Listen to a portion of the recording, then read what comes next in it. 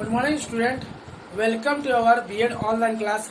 आज की कक्षा में हम लोग मानचित्र, संकल्पना मानचित्र का अर्थ और उसके उपयोगिता पढ़ेंगे। पहले हम लोग संकल्पना मानचित्र एक आलेखित चित्र प्रणाली है जिसमें या जिससे संप्रतियों के साथ संबंध का बोध होता है।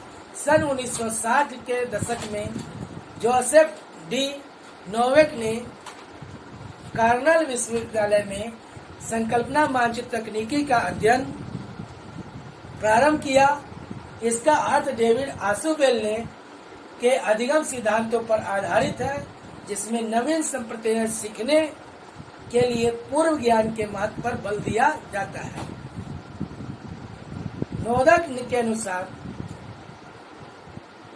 अर्थपूर्ण अधिगम में नवीन संप्रदायों का आत्मीकरण तथा संयोजन उपस्थित संज्ञानात्मक रचनाओं में सम्मिलित है। नोवेक ने 1977 और 1984 में संकल्पना मानचित्र विकसित करने की विधि को स्पष्ट किया है, जिसमें छात्र प्रायोगिक कार्य करते हैं, विभिन्न संप्रदायों में सहसंबंध स्थापित कर सकते हैं। संकल्पना मानचित्र एक प्रकार का दो आयामी टू डायमेंशनल आलेखी रेखा चित्र है जो विभिन्न संप्रदायों में सहसंबंध को जोड़ता है। संकल्पना मानचित्र रेखा चित्र या ग्राफ द्वारा ज्ञान को प्रस्तुत करने की तकनीक है। ज्ञान रेखा चित्र संप्रदायों की श्रृंखला होती है। इस श्रृंखला में ग्रंथियों एवं कड़ियां होती है। ग्रंथियां संप्रदायों का प्रतिनिधित्व करती है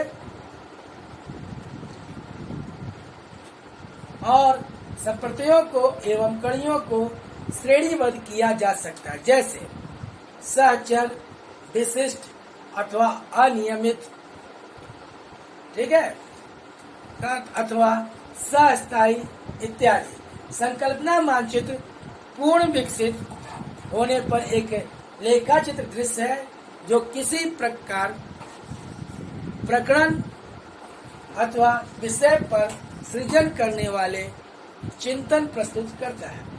किसी व्यक्ति द्वारा ज्ञान किस प्रकार संगठित किया जाता है, ऐसी चित्र को संकल्पना मानचित्र द्वारा प्रस्तुत किया जा सकता है। मार्टिन के अनुसार संकल्पना मानचित्र संज्ञानात्मक अथवा प्रकरण से संप्रदायों की श्रेणीबद्धता तथा अंतर संबंध दिखाते हैं।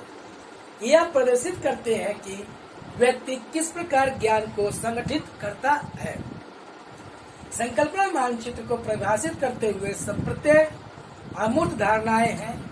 दूसरी ओर संकल्पना मानचित्र यह घोषित करने वाली आलेखी निर्देशन है, जिसमें कोई एकल संकल्पना या संप्रदाय उसी श्रेणी के अन्य संप्रदायों के साथ किस प्रकार संबंधित है। संकल्पना मानचित्र मुख्य विचारों का दृश्य उदाहरण है। एक संकल्पना मानचित्र विविध अधीनस्थ संप्रदायों का अनुक्रमिक संबंधी अधीनस्थ संप्रदायों से दिखाते हैं। संकल्पना मानचित्र व्यक्ति छात्र द्वारा रचित ज्ञान की विलक्षण संरचनाएं हैं। संकल्पना मानचित्र विचारों संप्रदायों का सहसंबंध दिखाते हैं, जिससे समस्त संप्रदायों को एक साथ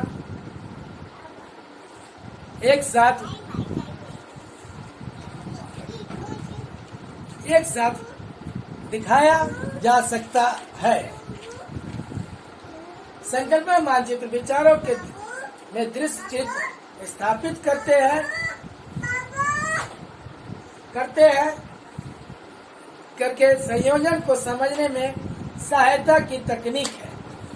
संकल्पना मानचित्र आपको विचारों में संयोजन देखने के लिए, विचारों को ज्ञान से जोड़ने के लिए, विचारों को तार्किक ढंग से संगठित करने के लिए एक विधि है। संयोजन के बेस पर संकल्पना मानचित्र एक गुच्छे की तरह दिखाई देता है और विचारों के साथ संबंध को दिखाता है। संकल्पना मानचित्र बनाना एक प्रविधि है जिसमें अनेक आपके अधिगम की ओर बोध के लिए ज्ञान की वृद्धि का संगठन किया जाता है। संकल्पना मानचित्र किसी विषय में एक चित्र रेखा है जिसमें विचारों का संगठन करना और सह संबंध दिखाता है। संकल्पना मानचित्र क्यों विकसित किए जाए, इस पर चर्चा करते हैं। संकल्पना मानचित्र एक प्रकार का ज्ञान चित्रण है। जॉनसन तथा ग्रेवस्की का कहना है कि संज्ञानात्मक ज्ञान को एक भिन्न प्रकार के ज्ञान देखा जा सकता है। संरचनात्मक ज्ञान क्यों संप्रत्यात्मक आधार देता है। संरचनात्मक ज्ञान को अधिकतर एक प्रकार के संप्रत्यय मानचित्र में चित्रित करता है जो दृश्य रूप से स्पष्टता उस ज्ञान पक्ष के विचारों का सहसंबंध वर्णन करते हैं। इस प्रकार ज्ञान को स्पष्ट रूप से संप्रत्यय मानचित्र द्वारा उस ज्ञान पक्ष का ऊपरी दृश्य दिखाता है, क्योंकि ग्रंथि नोट्स मात्र संकेत शब्द दिखाते हैं और अधिक व्याख्या आवश्यक होती है।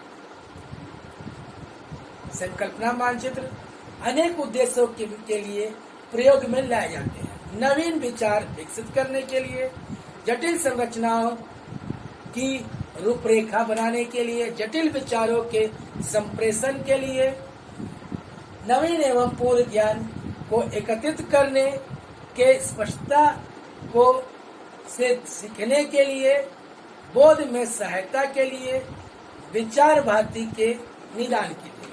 संकल्प मानचित्र विकसित करने के सोपान। एक संकल्पना मानचित्र संपूर्ण विषय के लिए, एक इकाई के लिए अथवा एक प्रकरण के लिए विकसित किया जा सकता है। संकल्पना मानचित्र विकसित करने के लिए कोहलन ने एवं क्लार्क ने अनेक सोपान स्पष्ट किए हैं। उस पर आधारित सोपानों पर हम परिचर्चा करेंगे। पहला, जिस विषय अथवा प्रकरण पर संकल्पना मानचित्र विकसित करना है उसका व्यापक अध्ययन कीजिए। उसमें 10 से 15 संप्रत्ययों का चयन कीजिए तथा उनमें से केंद्रीय विचार को पहचानिए। यह केंद्रीय विचार अन्य संप्रत्ययों से अर्थपूर्ण ढंग से संबंधित है, अर्थात सर्वप्रथम समस्त संप्रत्ययों के नाम लिखिए। उदाहरण के लिए प्रकाश संश्लेषण, रासायनिक ऊर्जा, सौर ऊर्जा, हरे पौधों का हरित लवण, प्रकाशिक पद, जल, हाइड्रोजन, कार्बन डाइऑक्साइड, अकार्बनिक पद।